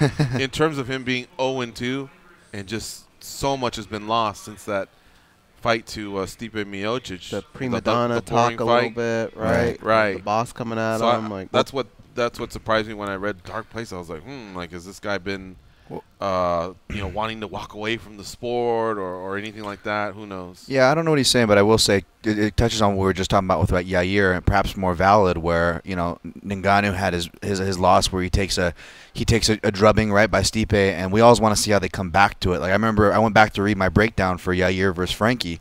And my prediction, I said, this could look like John Fitch versus Eric Silva, and it kind of did. And I think a lot of people, it's not that we were hating on Yair, but we were just wondering, well, we've seen the young guy rushed, get just trampled by a veteran, and kind of brought back down to earth, and that can affect some guys, right? Mm-hmm. Now, Yair, I would argue, whether you think he was losing the fight, winning the fight, I think we can all agree that he bounced back strong. Whereas Ngannou, he bounces back and has, what Dana White and people are calling the worst heavyweight fight of all time. So... And not that I can't co-sign because I haven't read with what Blade said, but yeah, I mean it's kind of valid, to question a guy when he comes back. So Ngannou's going to have a lot to prove. He is. His back is to the wall. I mean, 0-3. I don't think they cut him for sure. Now you're like, I just don't know how you can be 0-3 in your last couple fights and still main event some sort of because you can go, well, he lost to the champ. That's the best champion the UFC's ever had at heavyweight, blah, blah, blah. And then with the Ngannou fight, oh, man, I was coming off this loss. We both sucked. He didn't pull it out of me. I didn't pull it out of him. Neither one of us brought the best out of ourselves. That was just an anomaly, But this one, if you were to lose, and Blades is on a complete high, that one would be he'd be in a really, really tough spot. Now, again, not to be cut, but this is a guy that was probably going to be, like, pay me $100,000 a fight. Hey, you know what? Renegotiate $500,000, $1 million. I mean, this guy had this incredible. These possibilities were endless for him. Yeah. And Dana was one of the favorites. Yeah. And things have just kind of changed. By the way, another Dana favorite, Cindy Calvillo, she fights this weekend. Just kinda snuck up on us a little bit here. Yeah. And that one was a tough one to call and figure out, which way we I still got to break down that fight tonight. Yeah, I went with on my Calvillo docket. on You did? mine. Okay. Is Chick Diaz, is that kind of an official nickname or? That's a pretty cool one, but I don't know if it's the official one. Oh, yeah, I like her, man. She's fun. I know. Good me interview too. Yeah, she was part of Tough Enough. All right, let's do this. Let's do the daily debate for today. All right, that All right. sounds good. Yeah. All right. Before we get to our guest, our last guest of the day, Pam Sorenson. The question for today is, which MMA organization outside of the UFC do you see making the biggest impact in the sport in 2019? Here are your choices: Bellator, Golden Boy MMA, One Championship, or Ryzen Fighting Federation. Dan, you go first. It's tough. Obviously, Ryzen got their name in the headlines, so to speak, in general, just by attaching themselves to Floyd Mayweather. Obviously, that didn't come through. But even if for some reason that did, I still wouldn't go with them per se. Although I'm wishing them well and really enjoy their product. Golden Boy's got a lot ahead of them. They got a whole card to put together and promote, which looks to be their first challenge, so to speak. So we'll just let them do that. We'll see where they go from there. I don't think they're going to be too popular. So I think it's going to be between One and Bellator. One is doing a lot of huge things. I think they're taking the more recent narrative. They're very fresh in our head. But at the end of the day, that DAZN. Dazn, DAZN, however you want to say it, monster behind them. They're acquiring a lot of people. We're seeing them acquire boxing. They're attached to Bellator. Bellator was already doing things with a big trajectory with Scott Coker. So you know what? I'm going to stick with Bellator for consistency. I think they're going to, if we're going to split hairs, they'll be the biggest impact non-UFC 2019. I think it's going to come down to 2 Grand Prix, right? The welterweight one in Bellator and the 125 one if they do it in One Championship. But when you sprinkle in everything else that Bellator does and the fact that just it's tough to watch One Championship because of the time zone thing, I'm going to go with Bellator edging them out. How about the first comment, by the way, before I give you my answer? This is from Gabe Killian, who listens to the show. He says, how about the promotion that is offering $1 million to tournament winners? The obvious answer is at Pro Fight League. Can't believe they didn't get a mention. And I also am surprised they didn't get a mention. They've been all the talk this last summer, fall, and now closing up with PFL 11, where they will have 6 $1 million winners. I definitely would have included them. But to go with what they did, toss our way, I think Bellator is kind of just a slam dunk. The moves that One Championship are nice. I still need to see about another 10 to 20 of those. They don't have to be trades, but just free agent signings. Like I'm already excited about Kevin Bellignon because he got put over by Bibiano Fernandez. So there you go. I've liked Martin Wynn. I've liked Angela Lee. There's a lot of fighters that I've been familiar with, but without them getting put over by a South American, North American, European that's had some measure of success, we just don't know if they're good. So if you toss, hey, the best guy from Myanmar versus Indonesia, they're going to fight. They're both undefeated. Good for them. But I don't know how good neither one of them is. I need to see a little bit of ABC, some connecting of the dots. But Bellignon looked great against Fernandez. So I'm still going to go with Bellator, but I have liked what Bellator's done. Sorry, One Championship's done the last 3 months. And yes, PFL does need to get some love. Yeah. I can't wait for December 31st. I think it's going to be pretty good, pretty fun event to watch. So here's how it broke down, though. We got to go with what the question was. Bellator had 47%. One Championship wins. They got 48%. This is according to the final results. 2,025 votes came in. Golden Boy and Ryzen way behind with 2% and 3% respectively. And there you have it. There's today's daily debate brought to you by the MMA Junkie Radio team. All right, a couple more things here. Paulo Costa is unavailable to fight Yoel Romero. He wants Yoel Romero to return him the favor because Yoel pulled out of the fight for New York. Costa said he would wait, but now Yoel's saying, well, no, I want Anderson Silva at UFC on ESPN 1. ESPN Plus 1. So the interesting thing is Silva wants McGregor. What do you think's gonna? That's not gonna happen. What do you think's gonna? What do you think is gonna happen and should happen? Here goes. Anderson Silva's not gonna get Conor McGregor. And as far as Yoel just waiting around, I mean, fighters just don't really do that. I mean, if you can't blame a guy for not wanting to do that and wanting to keep fighting and put their name out there. And a guy like Anderson Silva at this point, it's really tough, man. I mean, if you get a win over him, yeah, he's one of the greatest of all time. But the more and more that guy keeps fighting, the less and less value there is to that type of win. I think it's more of a just keep me busy type thing. So I don't see that happening. Do you? I'd like to see Anderson fight Weidman for some reason. Now, I know they fought twice, and we had 2 clear-cut wins. Mm-hmm. But if you are pro-Anderson, you could describe him as follows. Well, in one of them, he was winning, and he was on his way to winning, but he started clowning and got caught. And in the second one, hey, man, he threw a kick, and the other guy did something that's rarely seen in fights. He checked it, and he broke his leg. But there wasn't a definition of a clear-cut, my skill set's better than your skill set type of win. Mm-hmm. And Weidman now has to take a back seat to guys like Romero and Costa and Izzy and everybody else that's fighting through. He has a little bit of a setback. So I think it could sell, and I think it would be big for both guys. For one, if Anderson wins, Weidman can go, I'm still 2-1 on you. But if Weidman could get that third win, I think he'd be like, yeah, see, like these things may have happened, but you were eventually going to lose. But do you think he feels that way? I think part of him feels that way. One was, I remember these fights pretty vividly, actually. Alpha won the first one. He was coming off a 1-year layoff. Chris Weidman, what was happening goes, he was tiring, right? And Anderson Silva saw that, and Anderson Silva knew he had the speed advantage, the striking advantage, and he knew that if he couldn't get taken down, I'm gonna posterize this guy. I'm gonna make this one look like I have all the other guys. And he started clowning. He bobbing his head and things like that. And Chris Weidman said, I'm not done. I still have something left. And remember, the shot that he hit him with, it wasn't the hardest shot. It was just on the money. It was on point. Right.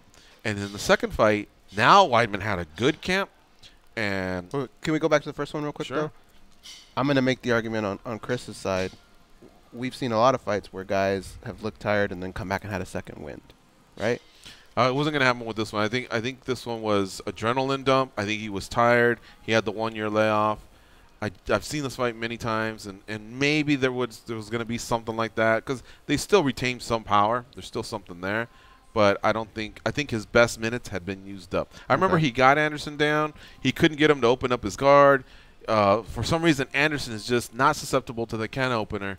You know, when you basically bend their neck back or towards you, and they open up their guard. I mean, Anderson's got a really, really tough guard, and so I think he had given some of his best minutes there, and Anderson was just going to, tee him up. But Anderson clowned, and he got caught. In the second one, Anderson was in great shape because he really wanted his belt back, but so was Weidman. Now I know Weidman wasn't going to tire, but he did his homework, and he knew those leg kicks were something he had to avoid, and boom, he had the right defense and cracked Anderson's lower leg. Mm-hmm. So I don't know. I know it's crazy, man. It's not crazy. There's really no need to have it, but Chuck and Tito are having it, and they're 2-0.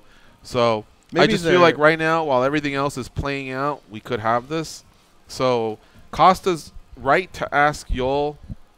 I think Yoel's okay to ask Anderson, but I think Anderson doesn't get Yoel any closer to a title shot. And Yoel should be thinking, my ass is 40 or 41. How do I get back to a title shot? He's got to be praying that Gastelum wins so that he has a path to that title. Mm-hmm. If Gastelum wins, he's supposed to come up and say, wow, Gastelum won. I'd like to fight him. And the strength of my case resides on the fact that I beat Anderson Silva. People will go like, that's not the strongest case. But a guy like Paulo Costa or somebody else, then I think they'd go, hey, that's a really, really nice win. Let's get you in there. Because they're breathing down his back, man. Izzy and Costa are breathing down that guy's back. And Jacare's also making some noise. So I don't know. That's why I'd rather him not fight Anderson, and I'd rather him wait for Costa. Plus, I'm a greedy bastard, and Costa wants to fight in March, and that tells me maybe T-Mobile Arena here in Las Vegas. I'd love to see that one in person. Costa and Romero, that'd be money, man. I go sign with George here. It was with the Romero matchmaking. It's almost like, okay, Romero, are you going to be an old guy, play the old guy card, or are you going to play I want the title shot card? Because if we're going to play the I want the title shot card, then stay away from Anderson Silva. But the thing is about playing the old guy card is, well, we know you're not an old guy. We've seen you fight. We know that age is just a number. And secondly is that Yoel knows that he's not an old guy because he already stated himself he wants the title shot. So for those reasons, I side with George. I did not see that Weidman matchmaking, though. I even co-signed with that. I like that. I like that. I think it's sneaky good, you know. I don't think it's crazy. Especially right now where they're at. You know, the path becomes much more palpable for Silva. Not that, you know, we want to celebrate or even, you know, think negatively of the damage that Weidman has taken. You know, but facts are facts. I'm glad you brought that up. And see, to me, it sounds like Anderson could go in January. Whereas Weidman, I'd love for him to just come back in July or something, you know, like International Fight Week. And then Anderson has every right to go, man, I've fucking been out forever. I'm not going to wait that long for this guy. So some of these, you know, some of these may or may not work out. All right, I know we don't want to put ourselves in that pickle like we did last time. So let's get the big break out of the way, right? We haven't done that yet. Let's take the big break. And then we'll come back with Pam Sorenson. You're listening to MMA Junkie Radio on SiriusXM's Fight Nation Channel 93. Stay close and do not touch that dial.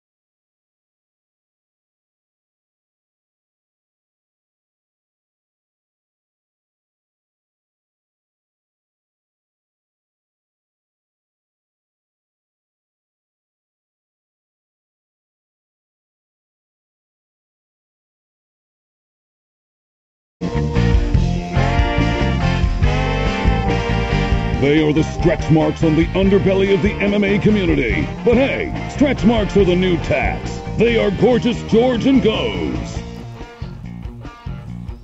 Get the radio channel numbers and a link to listen to your favorite NFL, college football, college basketball, NBA, or NHL team sent right to your smart device. Just go to SiriusXM.com/sports today and click add to my calendar. All right, our next guest, Pam Sorenson. We're going to get her on the hotline right now. She is going to be fighting. Hang on a second. I closed my windows. Invicta Here we go. 32. Invicta 32, and it takes place on November 16th. So that is this Friday. Invicta FC 32 versus Felicia Spencer. Her opponent is undefeated. Pam Sorenson is 7-2. Pam has won her last 2 and 5 of her last 6. Now, she hasn't fought since November 22nd of 2017, so we're kind of going to be close to 1 full year since her last fight. So I definitely plan on asking her about that. I'm trying to also get a feel for what tomorrow's guest is going to be like. I've been tossing some things out there. Yeah? Yeah, seeing what we got up my sleeve, but I'm having trouble, man. Big name? Pam's there? Working on a big name? Yeah. Well, no, just been addressing a lot of the names that are out there that are in the news. All right, Pam is ready to join us. Again, she'll be fighting on Friday at Invicta FC 32 versus Felicia Spencer. She joins us now on the hotline. Hi, Pam. How you doing? I'm good. How are you guys? Good. Thank you very much for asking. You're on with George, Goes, and Dan. We're the MMA Junkie Radio team. And we're looking forward to Invicta FC 32, where you'll be facing Felicia Spencer. So thank you for the time here on Fight Week. I wanted to ask you, Pam, how much are you into fight footage and game planning? Is that something you do, or is that something you leave for your coaches? It's something we both kind of do. I mean, I like, especially like coming up on Fight Week, everybody has almost like their own like little rhythm.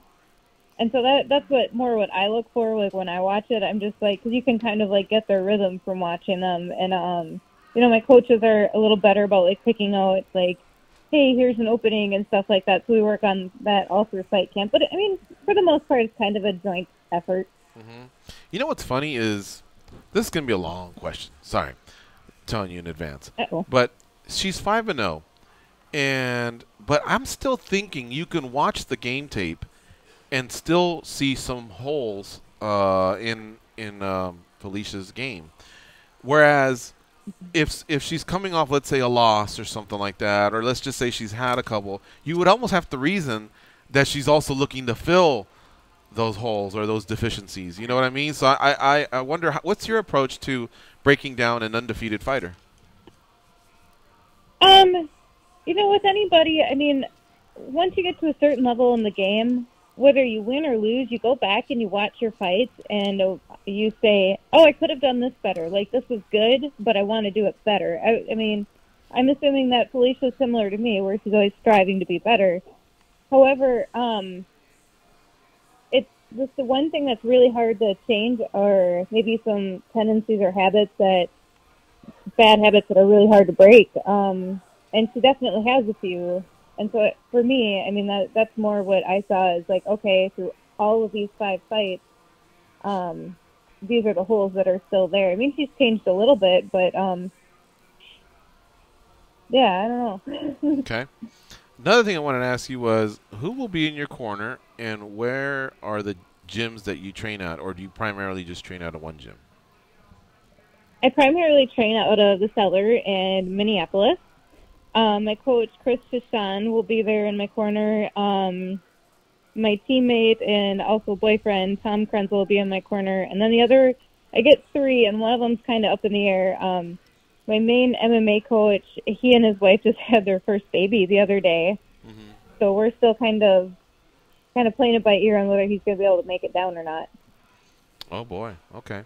And you said that's your main MMA coach. Do you think that would be a hindrance at all, not to hear his voice? Is he the one that usually calls out the commands and is the one that hones you in between rounds?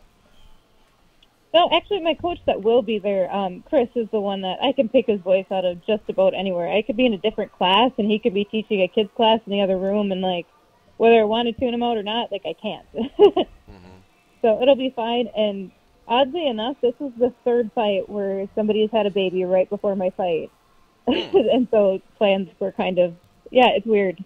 But well, congratulations to the coach, and hopefully the baby's healthy, and hopefully everything's fine, and hopefully the coach can join you at some point. But I guess either way, you got to carry on. You got your fight versus Felicia Spencer, and it sounds like you have an adequate team ready to go. You've won 5 of your last 6. You've won 2 in a row, but it has been 1 year since you fought. And I wanted to ask, was that by design? You wanted the time off? Or can you explain why, I guess, we haven't seen you fight until so late in this year? yeah, so I was originally going to fight in January, and that fight fell through. And then I was going to be on the card in March, and then that never happened. And then I was kind of like hung up on the tough tryouts and waiting to hear if I made it on the show or not. And so I was like all summer. And then we got the call about this fight back in probably like August. And so, you know, I've been busy. I've been in training camps and just having things fall through for a year now. Right. All right. This is Pam Sorenson we're talking to here on the MMA Junkie Radio show. She will be facing Felicia Spencer at Invicta FC 32, which takes place on Friday. And, of course, you know that the UFC Fight Pass has the lockdown on Invicta, because Invicta is their #1 rated promotion in terms of viewership. They do very, very well, aside from, of course, the UFC fights. But, all right, let me turn it over to the co-host here. Goes, what do you have for Pam Sorenson? Pam, you mentioned trying out for the Ultimate Fighter. Can you talk about that day? Do you feel like everything went well in the tryout process? And did they ever give you a specific reason why you weren't selected? They didn't give me a reason. I guess I never really asked for one either. I mean, I get it. They were probably looking for, you know, that the whole time we were out there, those of us who made it past the first day were out there for almost a week. Most of the girls who made it, they were a little more of like the joiners. Like they would go and hang out with each other by the pool. They were going out shopping together. They were all kind of hanging out with a group, and people, I would say more like the veterans, like Cindy Dandois and myself, Faith Van Duyn, you know, we've all been around a little bit longer. We don't get so caught up in like the Vegas life and stuff. So we go back to our rooms like little old ladies and go to sleep. Mm-hmm. And so I just kind of assumed they were like, well, these guys are boring. Like, we don't want them on TV. So I'd never asked, but that's kind of what I assumed. I'm assuming that when you got the news, it's maybe a little disappointment, but did it almost work out better for you because now you're in this position in the spotlight? I think so, because I mean, I got the Invicta title shot off of it, and you know, I think the house environment probably wouldn't have been good for me anyways. Like, I don't really like to be around people 24/7, have a camera shoved in my face all the time. I'm somebody who, like, I go to the gym for 2 hours and I come home and it's like, oh, thank God I can be by myself for a little bit. So, you know, I think in the long run it definitely worked out better for me. What do you like to do when you are home and away from MMA? Like, what are your other interests?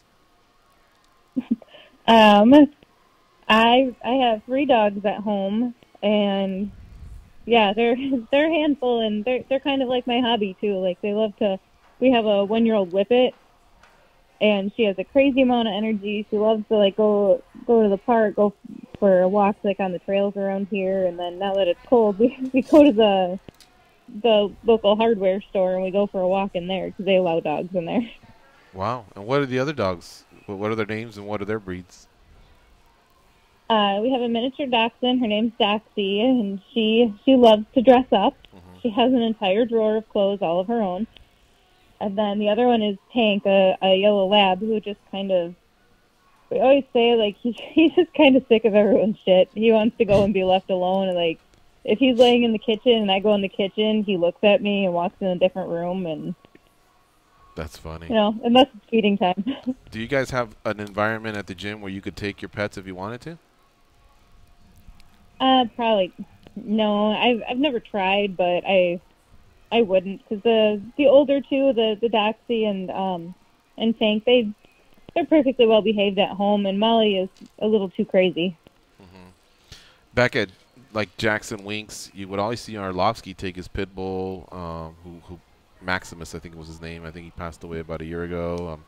But you see Rose Namajunas, she's always got her dog around. So I was wondering, Jessica Rose Clark always takes hers in. Yeah, if that's just kind of like more acceptable nowadays at the different gyms. Yeah, maybe one day, but I'm just I just understand that I love dogs. I absolutely love them, but not everybody does. Yeah, all of us do here. Yeah. So, what are your sorry, Goes, you want to ask a question? Well, I was gonna say, I think one thing that fighters haven't done yet that I think would be cool is when you win the belt, shouldn't the dogs wear some kind of collar belt or something? Yeah, should be made what's like up with that? Not a bad idea. Yeah. What are I'll your take a goals, picture Pam? of my belt on. Nice. What are your goals in this sport? You know, like, have you written them down, or do you know off the top of your head of what you want to accomplish? You know, I know you want to win on Friday, but after that, like, do you have short-term and long-term goals, and can you share those with us? Short term is obviously I want to be the Invicta champ. I want to not only win the belt, but I also want to defend it. But then it's always been a goal of mine to go to the UFC, and that, you know, I originally started off at 135 pounds, and eventually the cut got really hard on my body, and so that's when I moved up to 145. And I'm at a point now where I think if I had to, I could go back to 135. So, and probably not right away. I would definitely want to stick around with Invicta and defend the belt once or twice. But the long run, whether it's at 135 or 145, I really want to get in the UFC. What's the vibe like over there at Invicta, by the way? Shannon Knapp is, you know, she's got a close relationship with Dana White. And, like, you were very open right now, and you said, yeah, I want to eventually move over to the UFC. But Invicta, for so many years, they housed the best women fighters on the world. And then, of course, the UFC and Bellator, they started, they started featuring women's MMA. So I've wondered, like, what is it around, like, backstage or around the hotel? Does Invicta talk about that, you know, about not necessarily being a stepping stone, but just keeping it real and knowing that you ladies want to eventually, you know, fight for them, but not forever? Yeah, I mean, I think I've always said, like, Shannon Knapp is so incredibly selfless. She, as far as I know, I've never heard of her talking about holding anybody back from a good opportunity. She's always been super supportive and like, hey, if that's your goal, like, by all means, if you want to go try out for Tough, go try out. If you make it, you can go. It's really cool to see it, and you know that, I mean, if you don't make it, you always have kind of a place to call home. And then the last question I wanted to leave you with is, you have one TKO stoppage and one submission stoppage, and then the rest of the fights have gone to a decision. Is that something you embrace, or is that something you want to get away from and maybe try and, no, I shouldn't say try, because I know you're always trying to finish the fight, but just accomplish the feat of finishing more fights? Yeah, I do. You know, most of my amateur fights I won by stoppage. And then I feel like when I turned pro, I got a little too caught up with, oh, let's make this a pretty technical fight. And so part of me thinks, but part of it's also you have to think of the longevity of your career. And, like, sometimes to deliver those big shots, you have to take some big shots, too. And, I mean, that's not good. But, yeah, I do. I know that I need to be a little bit more aggressive and probably go for the finish, because especially if it's a close fight, like one knockdown, one submission attempt, one takedown can absolutely, like, change the minds of the judges. But I think I've also had a lot of decisions because I fought a lot of really, really tough women. I know. One of them I mean, there's some names. You got some skins on the wall. Nico Montano, Christina Berry, Jessica Rose Clark, Jan Finney. You know, so I know I know right now your immediate future's at 45, but it was interesting to hear you say that you think you could maybe go back down to 35 for the right probably opportunity, we'll say. And especially if you were with the UFC and you could take advantage of the UFC PI, break down your body's chemistry, do it safely. It'd be interesting because, like I say, you got when you have that type of, you have a solid record at 7-2. If you were to win on Friday, you'd be 8-2, and then you also have these relevant wins. Then I think the matchmakers can really, really start to push, certain matchups that lead you towards a championship. So that's great that you have that opening towards 35s, though. Mm-hmm. Yeah, it's something my coaches and I really talked about. We're like, is it smart? Is it safe? Like, it was really, really, the last couple of cuts to 35, they were really, really hard on my body. It took me a really long time to recover, and, I still felt like crap come fight time. I was like, I don't want that to happen anymore, but I think my walking weight's getting lower and lower, so I think it'll be doable. By the way, if I may ask for my last question, who are you going to root for when Nunes fights Cyborg? Well, I actually really, I've never met Amanda Nunes. Her and her girlfriend, they seem really great, but, I've met Cyborg. She's super supportive towards women's MMA in general, and I mean, she's really pushing for the whole featherweight division, and that kind of makes me root for her, where she's not just doing this for herself; she's doing it to open up doors for other women too. So I have to say, I'm rooting for Cyborg. All right, there you go. Great answer. Thank you so much for joining us here on the show on Fight Week. I hope you have a safe weight cut. And, we'll be tuning in on the UFC Fight Pass on Friday for Invicta FC 32. So good luck against Felicia Spencer. You might be the one that gives her first it must go. Yes, it does. It has to go. Thanks, Pam, for the time. All right. Thank you, guys. All right, we'll see you. That is Pam Sorenson. She'll be facing Felicia Spencer on Friday. In terms of the rest of the fight card, I have it here in front of me. They are the main event. The Mizuki Inoue fights Viviane Pereira. In the co-main. Ashley Cummins. Smashley. She's fighting on the card. Kaylin Young is stepping in late notice, and she's going to be fighting on that fight card as well. Some of the other names just aren't as recognizable to me, and I feel bad because Invicta's just been gutted, but they still put on good cards. They do, people are happy, and they discover and they matchmake very well. So that's why people tune in, and they're so popular. They're very, very popular on the UFC Fight Pass. It's room for it. And the Eddie Bravo shows are like a nice 1-2 punch. But I haven't gotten late figures. I just know that they were far and ahead at about a year ago when I had gotten a little bit of intel as far as how they do. But the women are very, very popular. All right, good stuff with Goes here. He lined up Devonte Smith and Pam Sorenson. So shout out to Goes. Let's take our last break and get that out of the way so we can cruise to the finish line. You're listening to MMA Junkie Radio on Fight Nation, Channel 93.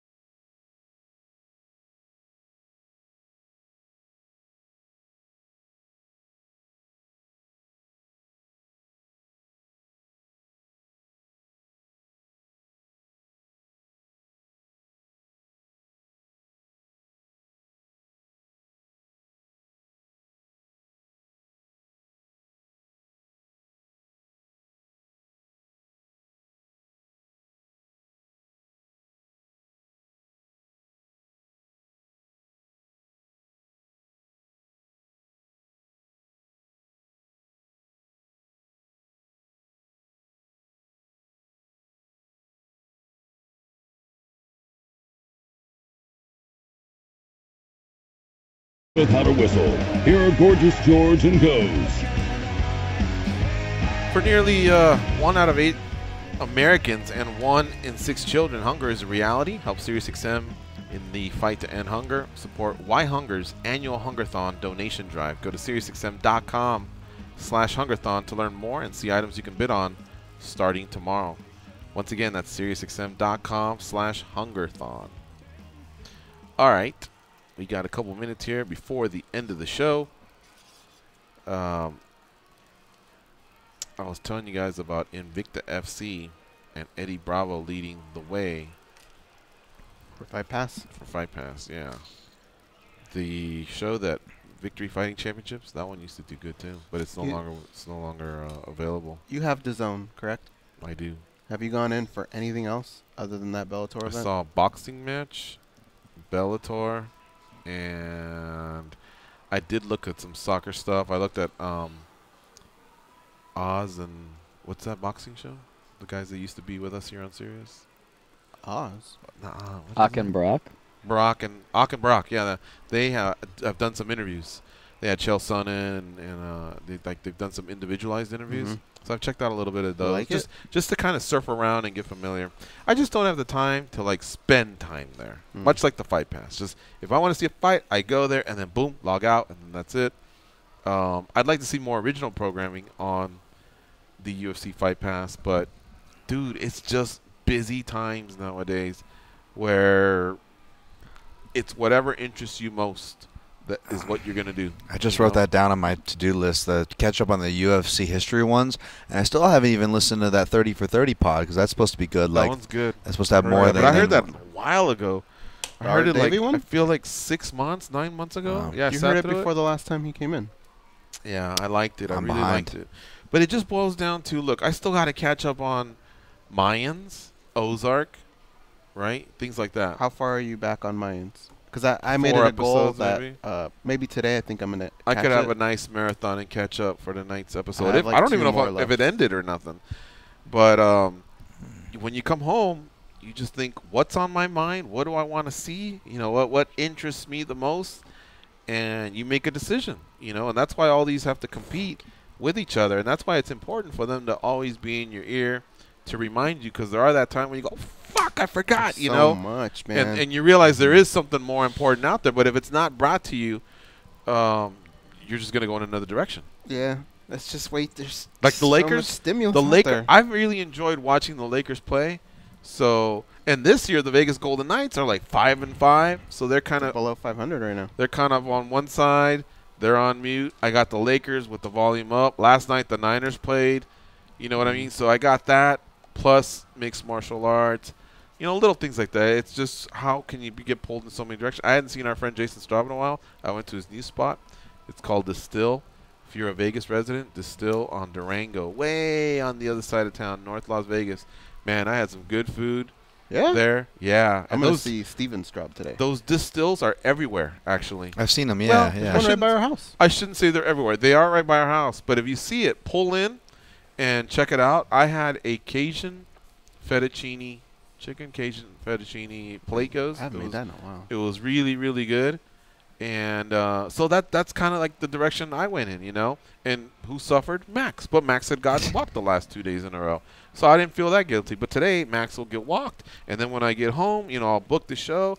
And then if there's some free time, if I don't go to the gym, which I rarely do, or whatever, then I either got to do personal stuff that we're working on or whatever, or I'll pop something in. And the minute I log on, you know, YouTube, MMA Junkie, fucking Netflix, that they're all fighting, and you can only do so much before you're done. You're asleep. And that's it, right? Caught up with me fast yesterday. I did one of those things where I cracked out at like 11:30 or 8:30, 9 o'clock, and then woke up at like 3 and just been up since. I've been waking up at 3 too for some reason. Just made it And easier. it takes me about 30, 40 minutes to get back to sleep again. It's easier for me to wake up when I wake up those early, and I wake up early, and it's easier for me to write because I'm up. I got my fresh energy, but it's actually, ironically enough, guys, it's easier for me to wake up when I set my alarm at 3 than like going my borderline, which is like 7 is the latest. I'll usually let myself wake up on a normal day. I don't know, but yeah, some to that. You know, I think there's just too much entertainment, and then so Truth. little things just start getting put like that rejuvenation I had for hockey, it's still there. Don't get me wrong. But unless Squid says let's go to a game or these guys start winning a little bit, guess what? It's going to go Niners, Lakers. Lakers are going to be main volume. Niners maybe out to the side. And then the USC game. You see what I'm saying? Things start getting squeezed out. Well, luckily they're more in the morning. But, yeah, if they were to have more of an evening presence, then, yeah, it would work out that way. I didn't watch Snowfall season 2, and you said it was awesome. It was amazing. Right, I got to do it. As soon as you're done with Mayans, go. Well, you got to finish Ozark. I got to finish Mayans. I got to Mayans, Ozark, Snowfall. Yeah, Snowfall, and yeah. I've been on a little bit of a kick. I've gone a couple weekends to California, and I'm probably gonna go again because I want to see the high school do their championship run. If who they got this week? Centennial from Corona, which is a real good team. So we got our hands full. Friday. Where's it at? It's like 7 or 7:30. Eddie West? It's at Eddie West Field in Santa Ana, California. And then the next day, USC, UCLA, which we planned when they were both 0-0 and thought it'd be more of a game. And now it's just going to be two rivals fighting for the But sometimes that's fun. It'll be fun. Yeah, I mean, they still hate each other. I'm going to be with my buddies, so it'll be cool, and we'll tailgate. They still hate each other. And then Sunday, there is no Niner game because they played. Oh no, there is a Niner game. I keep thinking it was a Thursday game. It was a Monday game. So we'll see, how that goes. Man United. Then I got to figure my drive back. Start planning for Thanksgiving. But yeah, man, that's just the way it is. One thing that has taken a little bit of my interest was politics. Just seeing, I actually get a kick out of how they're closing in on that fool Trump. You know what I mean? Like, I'm just waiting for him to go, all right. These were some of the things I was bullshitting about. All right, let's put them out on the table or whatever. But he just keeps saying, like, I didn't say that. I didn't do that. And they're going, motherfucker, this is your writing, and you said this. And it's like a TV show, huh? Yeah, in a way. But he's out there just deflecting and fighting people off and doing what he's got to do. It's like Cleon in the Warriors. So a lot of times I'll just I'll see that. But anyway. All right, we got to get out of here. We'll see you all tomorrow with another edition of MMA Junkie Radio. Sirius XM audience, obviously you'll get more awesome combat sports content. We're out of here, though. Go out and be a champion.